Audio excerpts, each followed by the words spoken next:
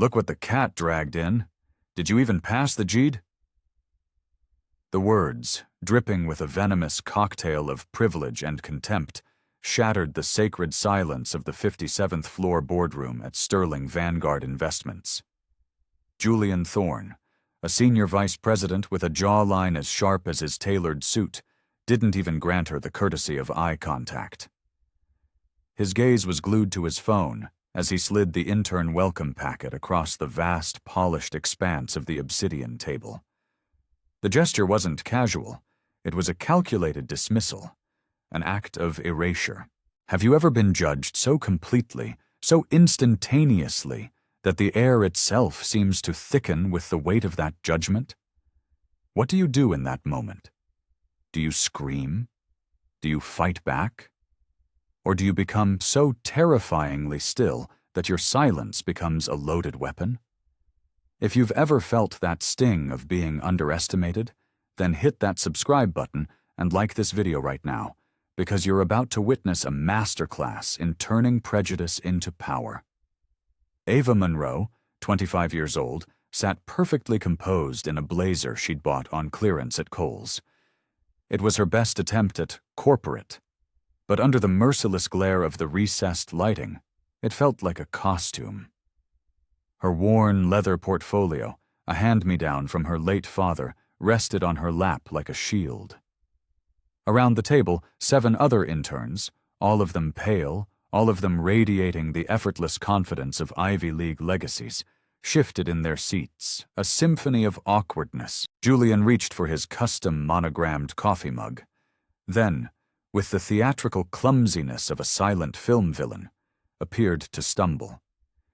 The heavy ceramic cup tipped, unleashing a torrent of scalding black coffee across the gleaming table, a creeping tide of darkness heading directly for Ava's feet and her carefully prepared resume. "Oops," he smirked, his smile a razor-thin slash in his handsome face. "Might want to clean that up before the real executives arrive. First impressions are everything, you know." Ava's hands, resting on her portfolio, didn't so much as tremble as the hot liquid soaked the corner of her resume, blurring the ink of her hard-won accomplishments.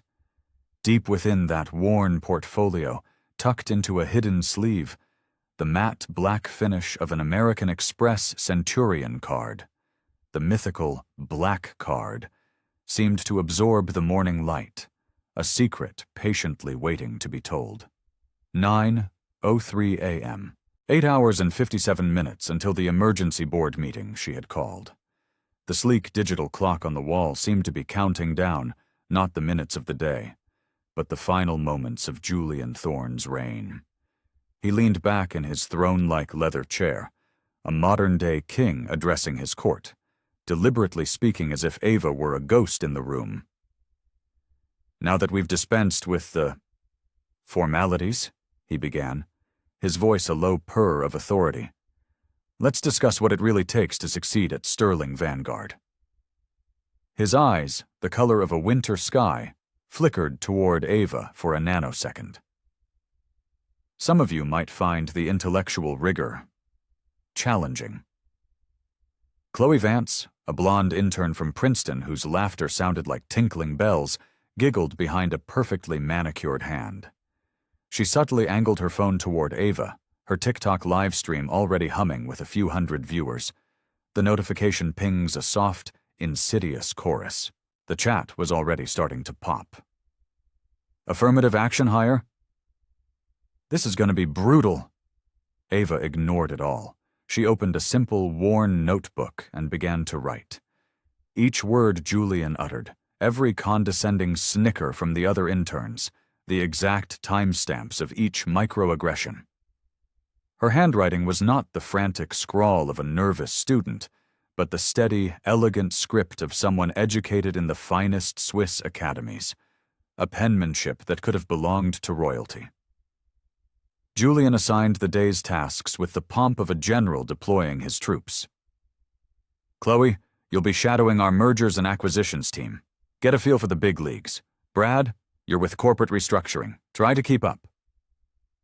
His finger, adorned with a heavy gold signet ring, paused as it pointed in Ava's direction. "And you?" He let the pause hang in the air, heavy with unspoken insults. "Coffee runs, filing, and basic administrative support. We'll see if you can handle that level of responsibility." The other interns exchanged knowing glances. Chloe's live stream chat exploded with laughing emojis and fire symbols. "Watch this diversity hire struggle with a Keurig," she whispered to her phone, her voice a saccharine poison. Ava stood without a word of protest. As she moved toward the door, Julian's voice snaked after her. "Ava, is it? Like Ava Gardner? A bit glamorous for, well, you know." His smile was predatory. How fitting. She paused at the doorway, turning back to face him. Her eyes were calm, but held a depth that seemed to momentarily unnerve him. "Actually," she said, her voice even and clear, "it's short for Avalon, from Arthurian legend. It's the island where the truth is finally revealed." The comment hung in the air like a discordant note in a perfect symphony. Julian's expression flickered. First confusion, then a swift, arrogant dismissal. He was a man who believed he understood the world. And in his world, people who looked like Ava Monroe did not speak of Arthurian legend. 10:15 a.m., 7 hours and 45 minutes remaining. The executive assistant, a woman named Patricia Hayes, who had been at the firm for 30 years and guarded Julian's office like a dragon, barely looked up from her screen when Ava approached. "The coffee orders are on the whiteboard," she said, her tone clipped and dismissive. "Get every single one right. We don't tolerate incompetence here, not at any level." Ava studied the list. 15 different orders, each more complex and pretentious than the last. A half-calf, soy milk, extra foam latte, a triple-shot espresso with precisely 2 ice cubes. Julian's order was circled in angry red ink. Quad-shot Americano, oat milk, exactly 165 degrees. Don't screw this up. So, while waiting at the bustling, overpriced coffee shop in the building's lobby, Ava's personal phone buzzed silently in her pocket. The screen lit up with a secure, encrypted message.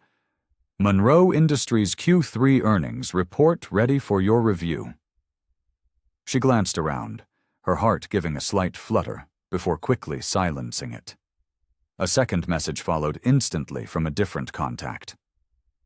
"Ava, the presentation materials for the 6 p.m. board meeting are finalized. Should I have James prep the private helipad?" It was from her own executive assistant. She deleted both messages with a steady thumb and focused on the labyrinthine coffee orders. This was the mission. Invisibility was the strategy.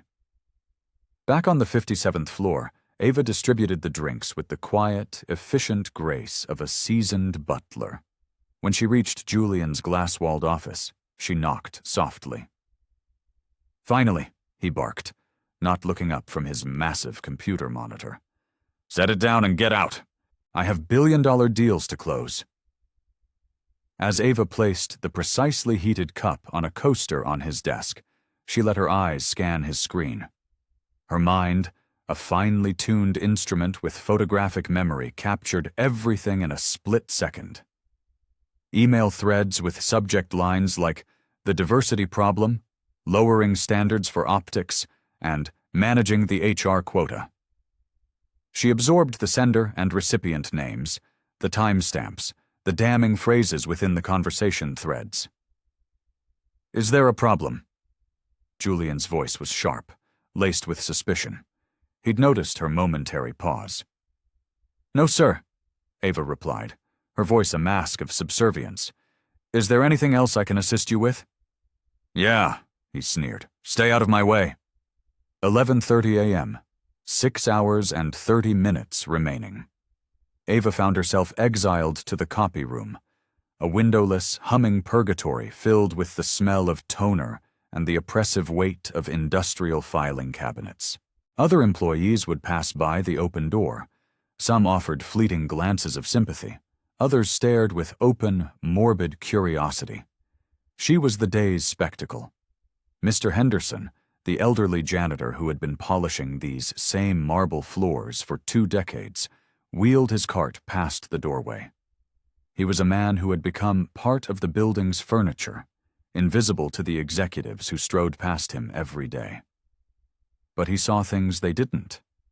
He saw the way Ava was organizing a chaotic stack of old files, not with resentment, but with a startling mathematical precision, creating a system out of chaos. He paused. "You all right, little bird?"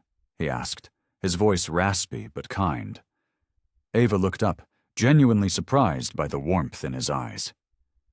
"I'm fine, thank you for asking." "I've seen a lot of interns come and go from this floor," he said, his weathered hands methodically adjusting his cleaning supplies. "Most of the ones he targets like this? They're gone by lunch. You're different. You've got a fire in your eyes." Before Ava could respond, Chloe Vance materialized in the doorway, her phone held aloft like a scepter. Her live stream was still active, the viewer count now ticking past 2,500. The comments flooded the screen. "She's actually doing the filing. This is so cringe. OMG, someone rescue her." "Still here?" Chloe asked, her voice oozing fake sympathy. "I honestly thought you'd have rage quit by now. No shame in it. This place isn't for everyone." Ava continued sorting the documents, her movements deliberate and focused. She was handling decade-old invoices, but with the same care as if they were bearer bonds. "My followers are taking bets," Chloe continued, her voice dropping to a conspiratorial whisper for her audience. "They think maybe you should consider a different career path, something more suited to your, background. What background would that be, Chloe?" Ava's voice remained level, almost curious, a scientist observing a particularly venomous insect. Chloe's smile faltered for a fraction of a second. She hadn't expected a direct question. "Oh, something more hands-on, less cerebral." Mr. Henderson stepped closer, his stooped shoulders straightening with a protective instinct he hadn't felt in years. "The girl's doing her work. Maybe you should find some of your own to do." Chloe rolled her eyes, scoffed, and pivoted away, her phone still streaming. "Whatever. The content is golden." Her viewer count had just jumped to over 3,000. 12:45 p.m. 5 hours and 15 minutes remaining. The lunch break offered no reprieve. It was a fresh circle of hell. Ava sat alone in the corner of the crowded, glass-walled cafeteria, picking at a sandwich she had no intention of eating while covertly reviewing her meticulously compiled notes on her phone. Around her, clusters of junior analysts and associates whispered and pointed. She was the lion in the Colosseum, and they were the eager spectators. Julian's booming voice carried from a nearby table, where he was holding court with 3 department heads. "Honestly, I don't know what HR was thinking," he pontificated, loud enough for half the room to hear. "We're running a multi-billion-dollar investment firm, not a damn charity. The pressure for this equity nonsense is going to be the death of meritocracy." His audience of sycophants chuckled appreciatively. "The girl can barely handle a coffee order. How is she supposed to comprehend the intricacies of derivative markets?" A department head named Sarah Vance, Chloe's aunt, nodded vigorously. "The board's obsession with diversity hires is getting out of hand. We need qualified candidates, not social experiments." Ava's thumb moved silently across her phone's screen, typing into a secure note-taking app. Names, direct quotes, witnesses, a precise and damning record of systematic, casual discrimination. Her other phone, the one hidden in her portfolio, vibrated. A new encrypted message. "Board meeting confirmed for 6 p.m. sharp. All materials have been distributed to the board members' private servers. Will you require the private elevator access card, James?" She glanced around the cafeteria, a predator assessing her environment, then typed back a single-handed reply. Regular elevator is fine. Maintaining cover until 18 hours. At a table across the room, Chloe was still live streaming, her phone propped up against a bottle of sparkling water. The chat was now a frenzy of speculation and cruel jokes, a digital mob baying for blood. But someone else was watching, someone who wasn't laughing. In a discreet corner near the security station, David Martin, a security guard and former Army intelligence officer, had been observing the scene. He recognized Ava, but he couldn't place from where. It wasn't her face, but her bearing. The way she sat, perfectly erect, her senses on high alert, her calm a mask for something else. It was the composure of a soldier in hostile territory. He'd seen that look before, in war zones. His supervisor approached. "Everything quiet on this floor, Martin?" "Yeah," David replied, his eyes still fixed on Ava. "Just keeping an eye on things." The clock on the cafeteria wall ticked past 1 p.m., 5 hours until Ava Monroe's true purpose would be revealed to the world. And the world, thanks to Chloe Vance, was watching. 1:15 p.m., 4 hours and 45 minutes remaining. The afternoon brought a new, more exquisite form of humiliation. Julian had orchestrated what he grandly called an educational demonstration in the main glass-walled conference room. 25 employees were crowded around the table, including the 3 department heads and a slew of junior associates eager to witness the kill and curry favor with their boss. "Today we're going to review some basic financial concepts," Julian announced, his voice booming with false magnanimity. His eyes, however, were locked on Ava. "We'll start with our newest intern's understanding of some fundamental principles." Chloe had positioned her phone on a small tripod for the best possible streaming angle. Her viewer count had swelled to an astonishing 5,000. The comments were flying fast and furious. "This is straight-up corporate bullying. Someone needs to stop this. This is going viral." "Ava," Julian began, the single name an indictment. "Can you please explain to the room what ROI means?" The question was a carefully laid trap, designed to be simple enough that any answer would sound like she was reading from a dictionary, and any hesitation would be proof of her incompetence. "Return on investment," Ava answered, her voice steady and clear, carrying easily through the silent room.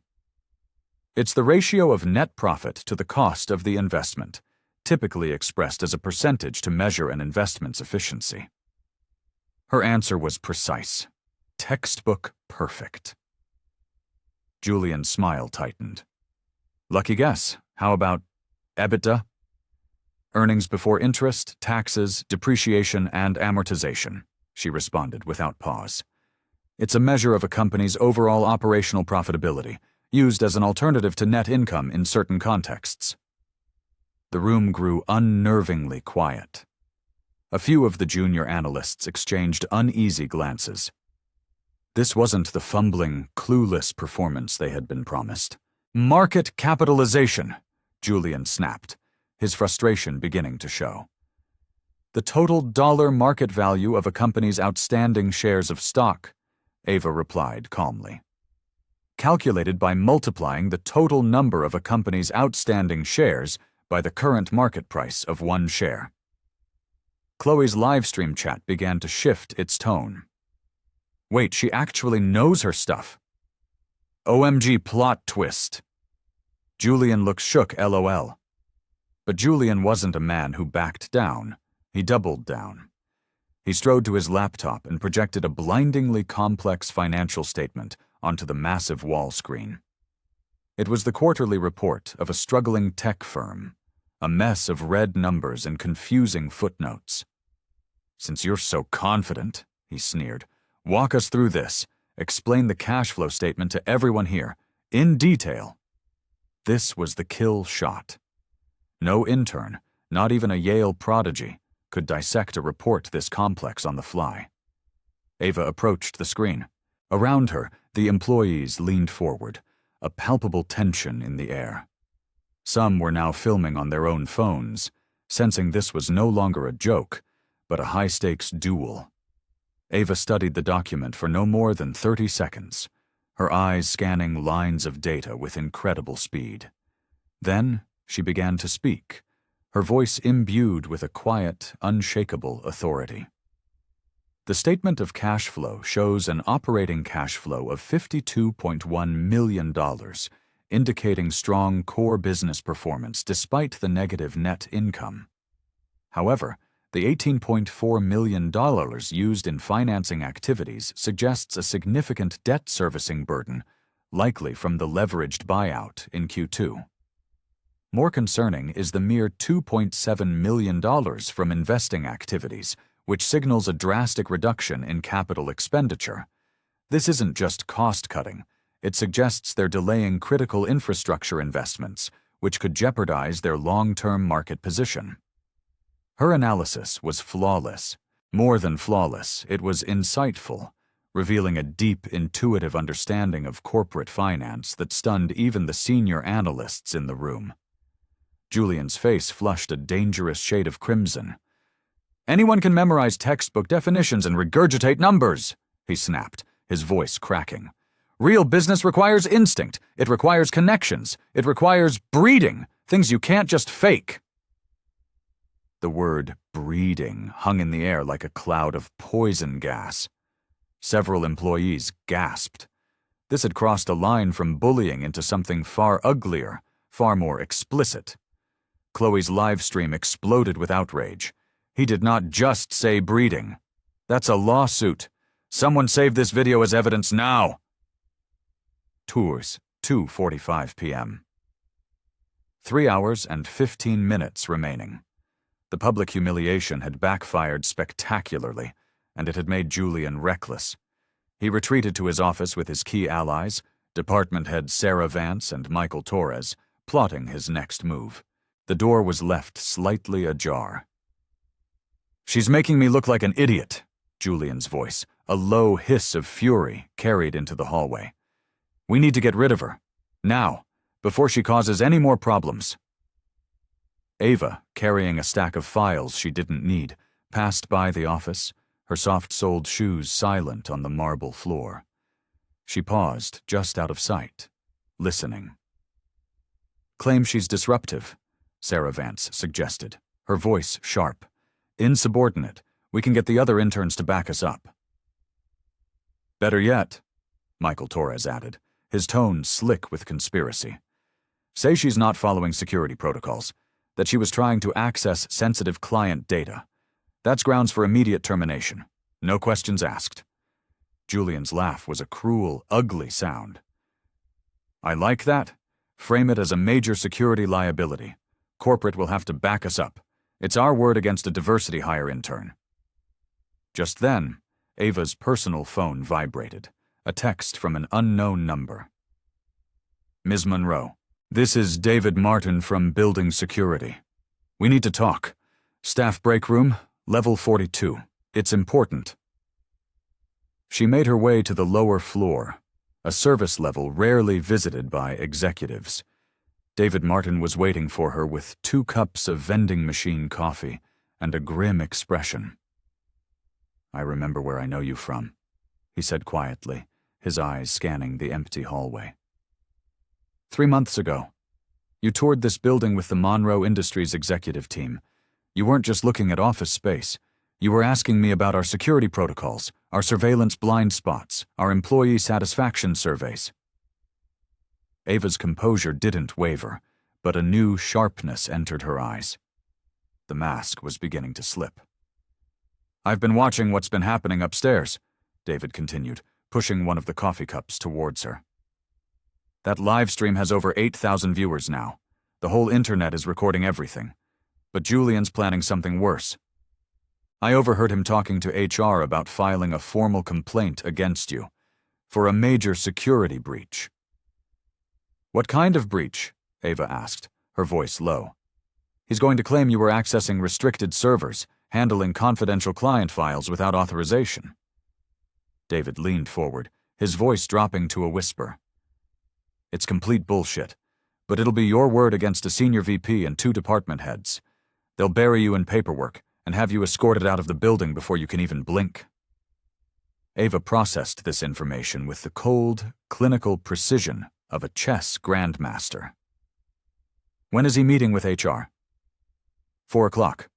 Patricia Hayes is already drafting the termination paperwork. They're setting an ambush."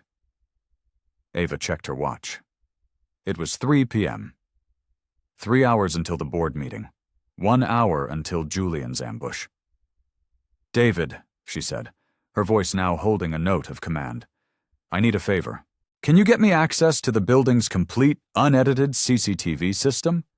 His eyebrows shot up. "That's highly restricted. What exactly do you need?" "Everything from today," Ava said, her smile enigmatic and dangerous. "Every camera, every angle, especially Julian's office, this conference room, and the cafeteria. I want it all." "That's a hell of a lot of footage. Why?" "Because," Ava replied, taking a sip of the terrible coffee, "sometimes the truth needs an army of witnesses." 3:45 p.m. 2 hours and 15 minutes remaining. Ava returned to the 57th floor to find it in a state of controlled chaos. The company's social media monitoring team had finally discovered Chloe's viral live stream. HR was in full panic mode, trying to contain the PR nightmare as the video, now with thousands of shares, exploded across every major platform. The hashtag #JerSterlingVanguardBully was trending worldwide. Patricia Hayes rushed past Ava without a glance, her arms piled high with incident report forms and legal binders. But Julian, far from being deterred, seemed emboldened by the chaos. The viral attention had cornered him, and like a cornered animal, he was becoming more vicious. "Emergency meeting! All interns!" His voice blared over the office intercom. "Conference room, now!" The 7 interns assembled, the tension in the room crackling like static electricity. Chloe still held her phone, though the live stream had been forcibly shut down by the platform. She was now recording directly to her camera roll, a compulsive documentarian of her own downfall. "Due to recent severe disruptions and major security violations," Julian began, his eyes burning holes into Ava, "we are implementing immediate disciplinary measures. Some of you," his gaze swept over the others, "have demonstrated behavior that is fundamentally inconsistent with our corporate values." Ava sat perfectly still, her hands folded calmly in her lap. "Ava Monroe," he declared, pointing a trembling finger at her. "You have been observed repeatedly accessing restricted areas, mishandling highly confidential materials, and creating a hostile work environment for your fellow interns."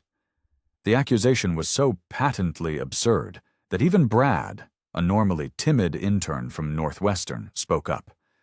"Sir, with all due respect, Ava hasn't done anything wrong.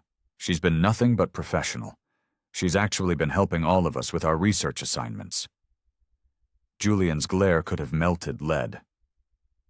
"Mr. Patterson, I don't recall asking for your input. Your misplaced loyalty has been noted." Chloe, sensing the mood in the room shifting against Julian, tried to regain control. "I have it all on video. Ava was definitely acting suspicious all day." But the tide was turning. Other employees, drawn by the commotion, had gathered outside the glass walls of the conference room, watching the spectacle unfold. Many had seen Chloe's live stream.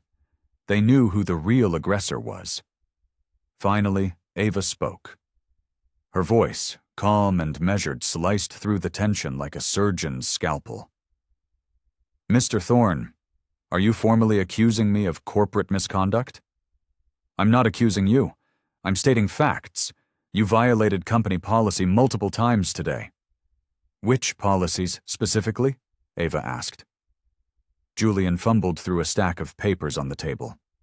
Section 4.7 of the Employee Handbook, Unauthorized Access to Sensitive Materials. Ava's eyes never left his face. "Could you please show me these sensitive materials that I allegedly accessed?" "You know what you did," he sputtered. I'm asking for specificity, Mr. Thorne. Dates, times, locations, witnesses other than Ms. Vance, who is clearly a hostile party." The conference room fell dead silent. Julian's carefully constructed trap was collapsing under the simple weight of Ava's unassailable logic. Outside the glass walls, employees pressed closer, their phones held high, sensing that something momentous, something historic, was about to happen. Ava's hidden phone buzzed with a final text. "Conference room feed is live. Security has been notified. All board members are present and watching. Ready when you are, James." She glanced at the message, then at the wall clock. 4:00 p.m. Exactly. Time for the illusion to end. Time for the truth of Avalon to be revealed. 4:00 p.m. 2 hours remaining. Ava stood up, her movement so deliberate and graceful that it commanded the attention of the entire room. The collective breath was held as she walked not to the door, but to Julian's abandoned laptop, which was still connected to the giant projection screen. "What are you doing?" Julian's voice was a panicked squeak. "Get away from my computer. That's private property. Security!" But security didn't come. David Martin simply stood in the doorway, his arms crossed, his expression one of grim satisfaction. "I just need to show everyone something important," Ava said, her fingers flying across the keyboard with a practiced, lethal efficiency. "You left your email open, Mr. Thorne. That's a security violation." "That's private! You can't!" The projection screen flickered, then filled with Julian's inbox. A collective gasp rippled through the room, and the crowd outside. Ava didn't need to search. She knew exactly what she was looking for. "Email dated March 15th, Ava read aloud, her voice ringing with clarity. "From Julian Thorne to Sarah Vance. Subject, another one. Another diversity hire disaster incoming. These people simply don't have the background to belong in our industry. How do we make this stop before they dilute the talent pool?" Across the room, Sarah Vance's face turned the color of chalk. Employees pressed their phones against the glass, recording every damning word. March 22nd, from Julian Thorne to Michael Torres. Subject, the board. The board's pushing this affirmative action nonsense again. Time to unofficially raise our standards before we're completely overrun. Chloe's hand shook so violently she nearly dropped her phone. Her replacement live stream, broadcast through a secondary account, was capturing every word, broadcasting to thousands of viewers who were frantically sharing the feed across every conceivable platform. Ava scrolled deeper, an archaeologist of bigotry, unearthing a systematic pattern of discrimination that stunned the room into absolute silence. May 3rd. From Julian Thorne to the hiring committee. Reject candidate Chen Park. 2. Ethnic. Won't fit the company culture. May 17th. From Julian Thorne to Patricia Hayes. Promote Johnson over Martinez. We need the right kind of image in our client-facing roles. June 2nd. From Julian Thorne to all department heads. The diversity training is mandatory, but let's make sure everyone understands what really matters for success here. Each email was worse than the last. A digital tapestry of calculated prejudice, woven over months, preserved in Julian's own arrogant words, on his own company's servers. June 24th. From Julian Thorne to Michael Torres. Found a way around the diversity quotas. We can reject any candidate on cultural fit grounds. Legal can't touch us. The evidence was devastating, irrefutable. Julian hadn't just been a bully. He had created and enforced an entire shadow system of discrimination, carefully coded to sidestep legal scrutiny while systematically excluding qualified minority candidates. Julian finally lunged for the laptop, a wild animal trying to cover its tracks. "Stop this! Stop this immediately! You're violating federal privacy laws!" Ava stepped aside with a dancer's grace, letting him frantically slam the laptop shut. But the damage was done. Every message was now seared into the memories of dozens of witnesses and preserved on 100 recording devices. Actually, Mr. Thorne, let's address your legal concerns. Ava's voice had changed. The subservience was gone, replaced by an authority so profound it seemed to lower the temperature in the room.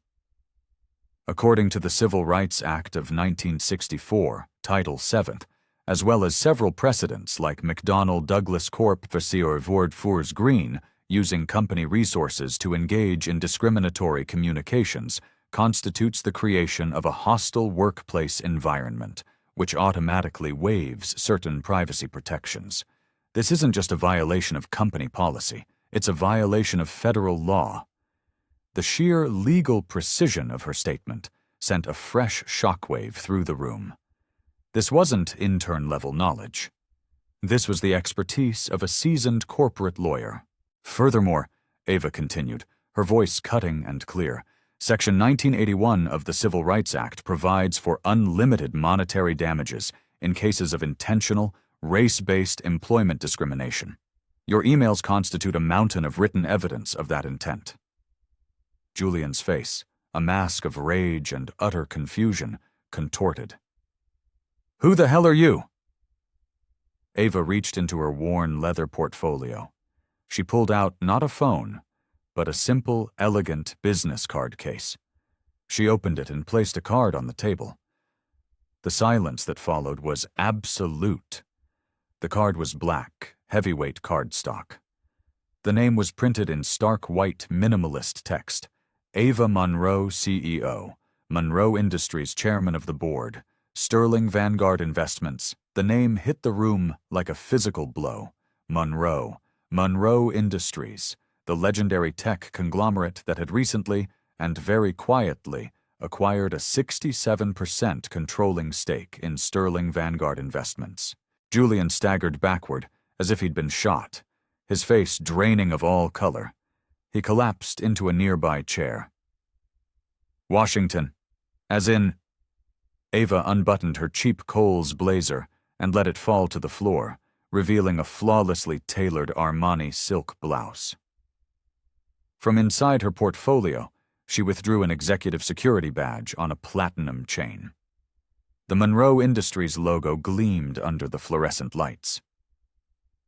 Ava Elizabeth Monroe, she said, her voice now resonating with the quiet, immense power she had kept sheathed all day.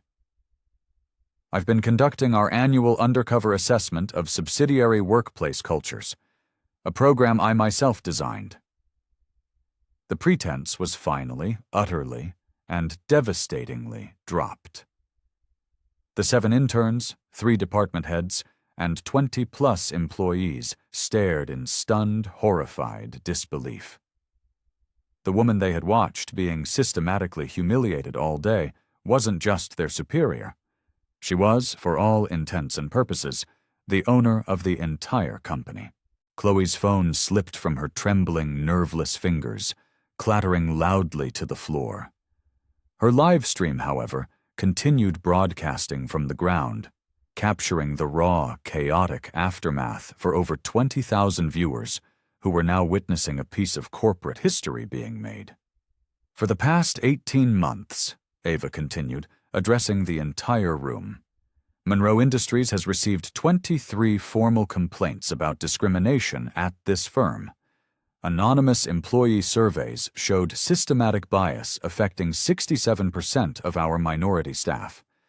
Exit interviews cited a hostile work environment as the primary factor in 73% of minority departures. She gestured to the now closed laptop on the table.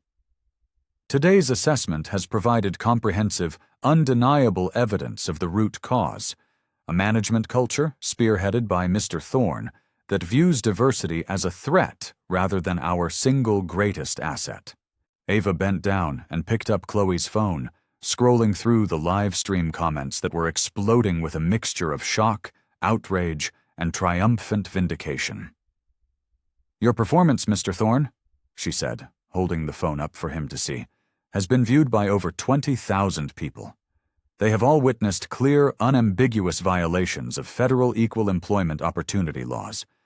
You have single-handedly created a legal and public relations liability of catastrophic proportions for this company. Julian's mouth opened and closed, a fish gasping for air. This is entrapment. You can't. This isn't legal. Actually, Ava said, her legal knowledge a devastating weapon. It is completely legal. Undercover internal assessment is standard practice in corporate governance, protected under multiple whistleblower statutes. What's illegal, Mr. Thorne, is your documented pattern of discriminatory behavior. Those emails alone constitute flagrant violations of Title VII, Section 1981, and multiple state anti-discrimination laws. Each individual violation carries potential fines of up to $300,000, not including punitive damages, which, given the evidence, will be substantial. Sarah Vance found her voice, a desperate, pleading squeak. Ava, Ms. Monroe, we had no idea who you were. If we had known. That is exactly the point, Ms. Vance. Ava's gaze was as sharp and cold as a shard of ice. Your behavior towards someone you perceived as powerless, as less than, reveals your true character, and by extension the true character of this company's leadership. Respect should not be a currency you spend only on the powerful. Ava turned to address the entire, silent room. Today, I was treated as subhuman, because you all believed I had no power to fight back. That reveals more about this company's broken culture than any HR survey ever could. Zart. Patricia Hayes, the executive assistant, appeared in the doorway, clutching her stack of freshly printed incident reports. Mr. Thorne, I have the termination documentation ready for... She stopped mid-sentence, her eyes widening as she saw Ava standing at the front of the room, radiating an unmistakable aura of absolute authority. Ms. Hayes, Ava said calmly, please redirect those incident reports to target the actual policy violators. I'll need comprehensive documentation of every discriminatory action witnessed here today, cross-referenced with the CCTV timestamps, which I already have. The power dynamic had not just shifted, it had been completely, violently inverted. Julian Thorne, who had spent the entire day tormenting Ava, now faced the chilling reality that his victim controlled his entire professional and financial fate. But Ava wasn't finished. Mr. Henderson, she called out to the elderly janitor who had been watching, wide-eyed from the hallway. Could you please join us? The weathered man entered hesitantly, nervously wiping his hands on his maintenance uniform. To the utter shock of everyone present, Ava gestured for him to take Julian's seat at the head of the conference table. Mr. Henderson has worked on this floor for 20 years, Ava announced. He has observed more about the day-to-day reality of this workplace than any executive. His insights have been an invaluable part of our diversity assessment initiative from the very beginning. The symbolism was perfect, brutal, and devastating. The janitor sitting in the senior vice president's chair, while the senior vice president stood powerless, facing utter ruin. In fact, Ava continued, Mr. Henderson provided some of our most detailed reports about discriminatory behavior and language on this floor. People so often forget that the cleaning staff, the service workers, they see and hear everything. Julian's face went ashen as he finally, horribly, understood the true scope of the surveillance he had been under for months. Chloe finally found her voice, her words choked by ragged sobs. I didn't know. The live stream, it was just supposed to be a joke, a stupid joke. I wasn't trying to hurt anyone. Ava studied the young woman, her expression one of clinical, detached interest. Ms. Vance, you broadcast workplace harassment to thousands of viewers for your own entertainment. You turned another human being's dignity into content for social media engagement. That demonstrates a fundamental and terrifying lack of empathy and professional judgment. But I didn't know you were important! Powerful! Chloe wailed. Ava's question cut to the bone. So harassment is acceptable if the target is someone you deem unimportant? That is precisely the mentality we are here to eradicate. Chloe's tears were genuine now, the tears of someone realizing their life has just been irrevocably broken. But Ava felt no satisfaction. This was never about revenge. It was about justice. It was about systemic change. "Here is what is going to happen," Ava announced, her executive authority now fully unleashed. At 6 p.m., the full board of directors of Sterling Vanguard, along with the executive committee from Monroe Industries, will convene for an emergency disciplinary session. We will review today's evidence alongside 18 months of prior documentation. Mr. Thorne, Ms. Vance, and any other employee who actively participated in or enabled this culture of discrimination will face the appropriate and severe consequences under both corporate policy and federal employment law. Julian made one last desperate lunge at a defense. "This is revenge! You orchestrated this whole thing just to make me look bad." "I documented your choices, Mr. Thorne. I didn't make them for you," Ava said, gathering her few belongings with calm efficiency. "You revealed exactly who you are when you believed there would be no consequences, and that is the most honest measure of a person's character." David Martin stepped forward, holding a tablet. "Ms. Monroe, I have the complete, time-stamped CCTV footage you requested. Every angle, every interaction, every violation, all cataloged and ready." "Excellent," Ava replied. "Please ensure copies are immediately sent to our legal team and to the investigative unit at the Equal Employment Opportunity Commission." The crowd of employees began to disperse, whispering urgently, their faces a mixture of fear, shame, and, for some, a dawning sense of relief. Justice was finally coming to the 57th floor. Ava turned to the remaining interns, her voice surprisingly gentle. "For those of you who conducted yourselves with professionalism and respect today, your internships will continue under new, improved supervision. Sterling Vanguard is about to become a very different and much better place to work." As the room emptied, leaving only the guilty, Julian made one final pathetic plea. "Ava, Ms. Monroe, please, I have a family, a mortgage, 3 kids in private school. I can't lose this job." Ava paused at the doorway, her expression softening almost imperceptibly. "Mr. Thorne, every single person you have discriminated against, harassed, or driven out of this company also had families, dreams, and financial obligations. Did you ever once consider their circumstances when you created a hostile environment that shattered their careers?" She left him standing alone in the silent conference room, staring at the blank projection screen that still held the ghosts of his damning emails. The clock on the wall read 4:47 p.m., 1 hour and 13 minutes until the board meeting that would not just end careers, but would reshape the very soul of Sterling Vanguard Investments forever. Ava had spent 8 hours being underestimated, humiliated, and dismissed. Now came the reckoning. And what a reckoning it would be. What you've just seen is the turning point. But the story is far from over. The real battle for the soul of this company is about to happen in the boardroom. If you believe that justice needs to be served, comment, "Make them pay," down below. And don't you dare go anywhere, because the final act is about to begin. 6 p.m., the executive boardroom, 58th floor. The air was thick with the scent of old money and new panic. The long mahogany table gleamed under the soft light of a crystal chandelier as Ava entered. Gone was every trace of the humble intern. She wore a charcoal gray Armani power suit that seemed forged from steel and shadows. She moved with the fluid, undeniable confidence of someone who didn't just belong at the head of billion-dollar decisions, but who made them.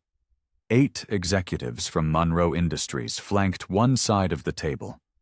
On the other sat 5 board members from Sterling Vanguard, their faces pale and drawn.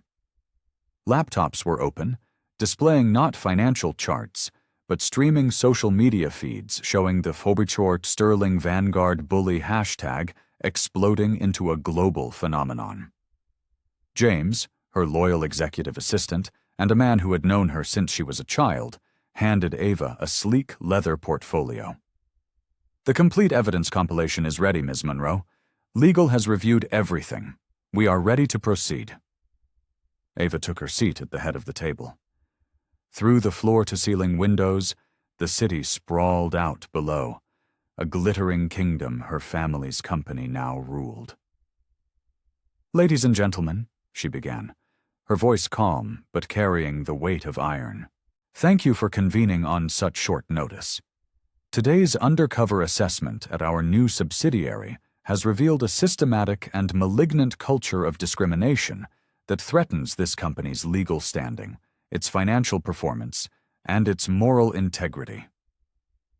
She activated the massive wall-mounted display. Julian's emails appeared, stark and damning.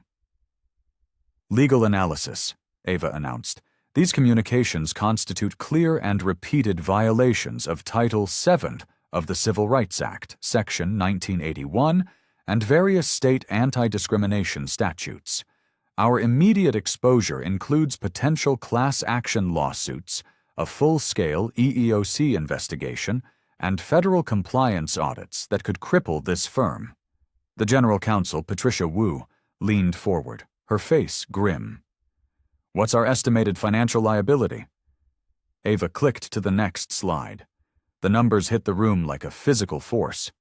Conservative estimates: $3 million in immediate legal and PR costs, $7 million in potential settlements from former employees, and based on our internal metrics, a staggering $10 million in lost productivity and recruiting costs directly attributable to the hostile work environment on the 57th floor. Total annual exposure: $20 million. The room was silent.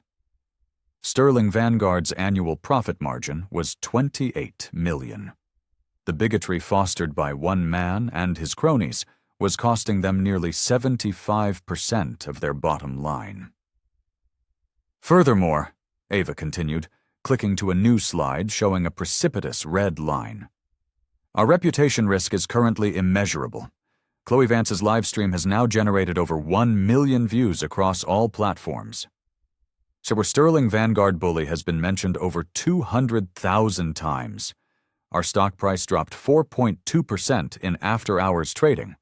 That's a shareholder value loss of $90 million in one afternoon." Board Chairman Robert Chen, a man whose family had been on the board for generations, spoke with barely controlled fury. "How did we allow this to happen? How did we miss this pattern?" "Because discrimination like this operates in the shadows," Ava replied, her gaze sweeping across the stunned faces of the old guard board members. "Julian Thorne mastered the art of coded language and plausible deniability, but the pattern becomes horrifyingly clear when someone finally becomes invisible enough to witness the unvarnished truth." She clicked to the next slide, displaying personnel data. Under Mr. Thorne's management, minority employee retention dropped to a dismal 23%, compared to a 67% company average. Hiring of diverse candidates fell by 43%. And the productivity of his entire department has declined by 18% due to constant turnover and the toxic culture he cultivated. At that moment, David Martin escorted a visibly shaken Julian Thorne into the boardroom. His arrogance had completely crumbled, replaced by a desperate, sweaty panic.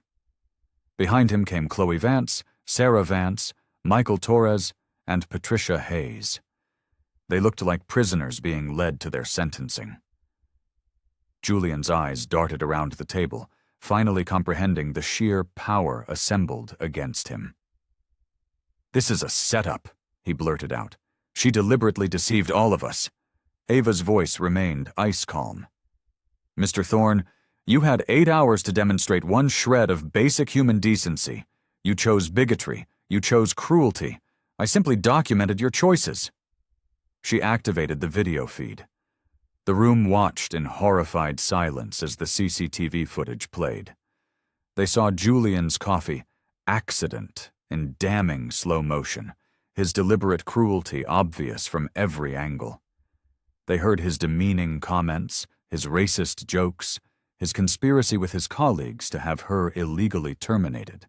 Jennifer Walsh live-streamed workplace harassment to an audience of thousands, Ava narrated with cold precision. Sarah Chen and Michael Torres actively participated in discriminatory communications and conspired to break labor laws. Patricia Hayes willfully ignored multiple bias reports and enabled this toxic behavior for years. Chloe began to sob uncontrollably. "I'm so sorry. I didn't understand how serious this was. I'm so sorry."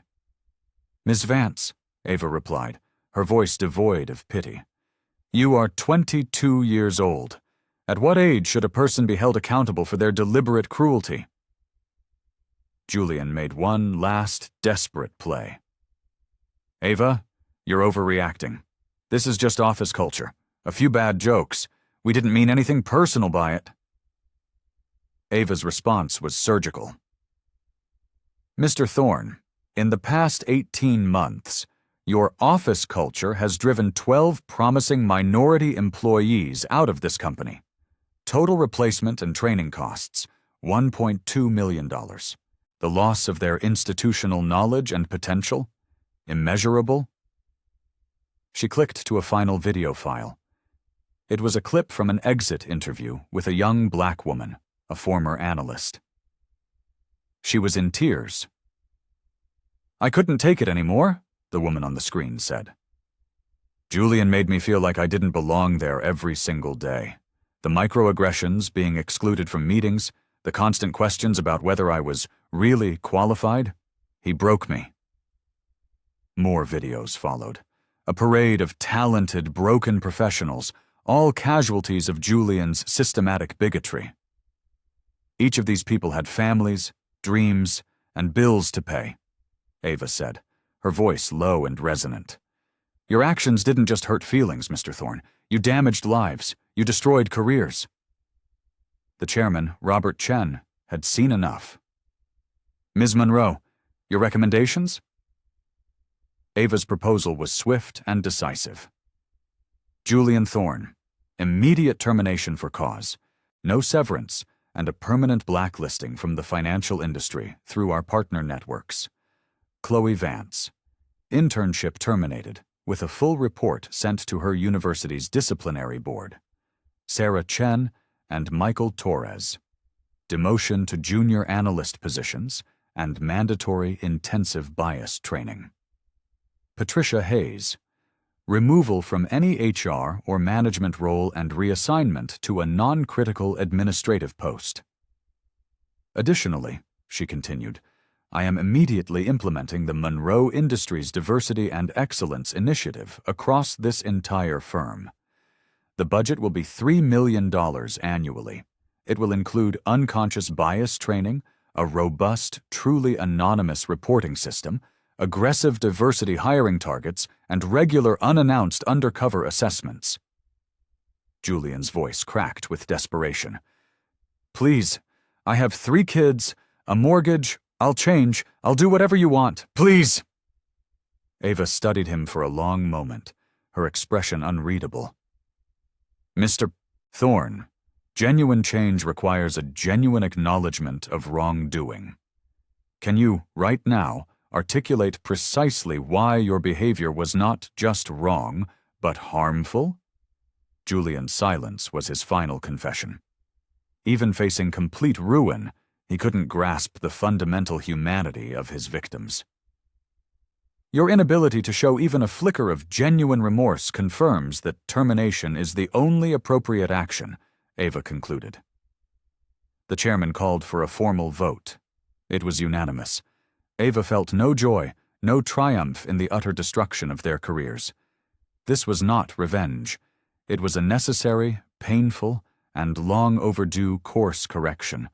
It was justice.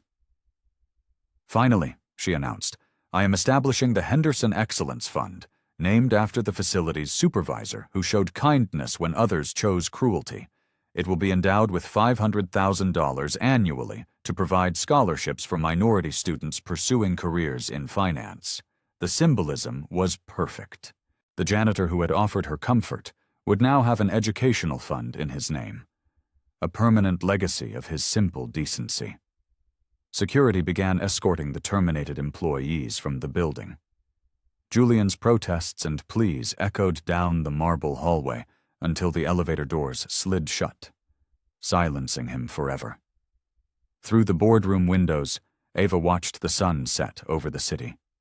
In one day, she had exposed a cancer, cut it out, and begun the hard work of healing the institution.